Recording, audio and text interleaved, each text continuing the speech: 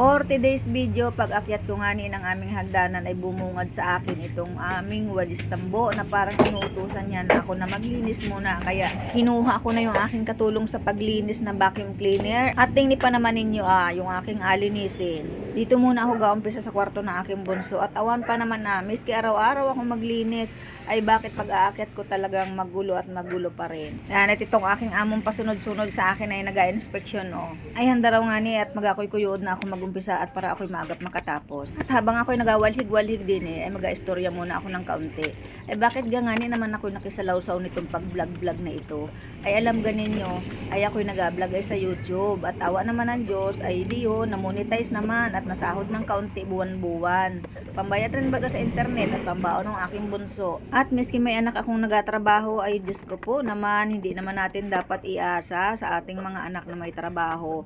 Ang iba nating mga pangangailangan ay hanggat kita'y malakas ay gawa kita ng paraan para kita'y kumita ng kwarta at nang hindi na natin hingin yun. Oy, nakakahiya kayo magpinanghingi. May gusto akong bilhin, ay di hindi ko na yun nahingin. Shoutout nga ni pala sa lahat ng mga nakakapanood ng aking mga videos. Kung nasa ang panig man kayo ng mundo at napanood nyo itong aking mga video, huwag nyo naman kalimutan, paki-like naman ang aking mga videos kahit hindi nyo na i-share. Subscribe nyo na lang ako at kung pwede kapag napanood nyo ang aking videos ay huwag nyo naman i-skip ang ads kasi makakatulong yun sa aking mga inaalaga ang mga aso. At sana ay madagdagan pa ang aking subscribers at ang aking mga viewers. Comment na rin kayo kahit ano. Thank you so much. Hindi naman mahirap mag-vlog. Mag-video ka lang naman ay. Ang mahirap yung makakuha ka ng organic viewers at saka makakuha ka ng mga subscribers. May business nga rin pa nag-upload ako ng videos ay 3 araw na. 0 views pa rin. Nakalain mo yun. Yun. O tingnan mo.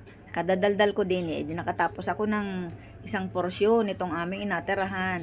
Pagdating mamaya nung aking bunso, mag-review siya, o di aliwala sa isip. May pa naman. Malala ko talagang yung pag-vlog ay sos. Minsan ay abulihin ka pa. Pag nakita ka sa daan ay asigawan kang, "Hi guys! Welcome to my vlog." Ay alam mo namang ikaw naman ang inaparing ganun. Ay pabiyay pa siya.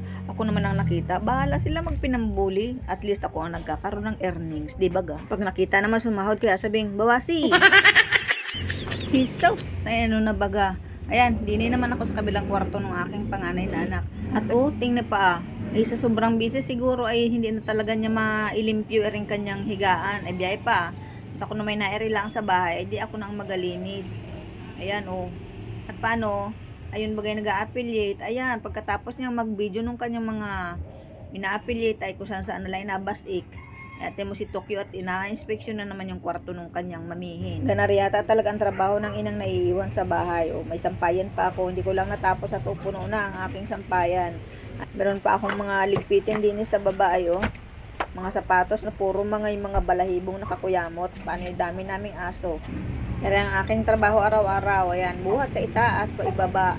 Ang aking sopa na inihian ng maliliit namang aking alaga. Ayan, palit ako ng cover mamaya.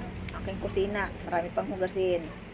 Ay naku po, Diyos ko po naman, bago ako makapanahi, ang dami ko pang intindihin. At ito pa meron pa akong paliguan. Ayan, napaliguan ko pa yan bago pa ako makapanahi.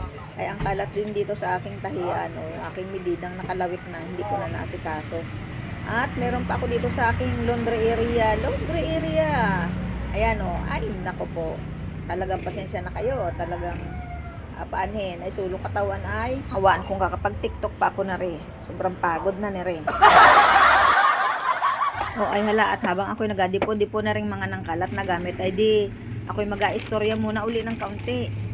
Ay an bayangan yung pag-vlog ay patamakan lang bayan ng mukha. Ay talagang kailangan kapalan mo ng mukha para ikaw ay kumita. At kailangan matibay ang dibdib at huwag kang tampuhin. At pag tampuhin, ay, sus ko po, walang mahihita pag ikaw ay tampuhin. Yung ka namang nag-upload ka ng video, 3 araw na, 0 views pa rin. Ay, ikaw naman ay may anak, mayroon kang asawa, may kapatid. Ay, ano ka nga naman at hindi man lang maisip pang panoodin yung mga video yung ina-upload ay maraming ganyan. Sinong relate? Ay, pabiyain na. Sabi naman sa mga tutorial ay magpapansin daw kay Algo. Ay, ang problema nga hindi ko alam kung nasaan si Algo. Hindi ko pati alam kung taga saan yun. Ay, kainaman. Gang hirap nga naman kumita ng kwarta. Ay, nayang magsayaw na ako. Nayang mag-alaga ng aso. Magkandong ng pusa. Hindi pa rin talaga ako mapansin kung sino yung algo na yan. Mapapasana all ka naman sa ibang nagablog ay. Nagpatayo ng bahay, nakakabili ng mga sasakyan, nakakabili ng mga hayop, nakakapagpatayo ng farm. Talagang sana all. Ano? May vlogger pang nag-rent ng jowa. Sana all talaga. Ayan, natatapos ko na rin linisan itong kabilang kwarto ng aking panganay na anak. O di pag dumating siya mamaya, masarap ang tulog niya. Ganyan talaga kita mga nanay, wala na kita magagawa. Tagalinis na lang kita ng bahay. Yung iba nga ni, taga-alaga pa ng mga apo. O di baga. Ay ako naman, wala pa akong apo. Ang meron lang ako ay mga pusa at aso. Kaya dun muna ako focus. At syempre, di alalay muna ako sa kanila habang sila ay mga single pa.